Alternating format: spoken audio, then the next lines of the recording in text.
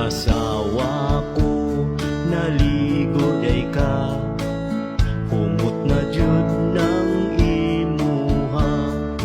Pwede ba mag-ana-anak na ta? Tulog bitaw ang atong bata. Banako, pasensya na ka, kay naapa man ko'y bisita. Iyay!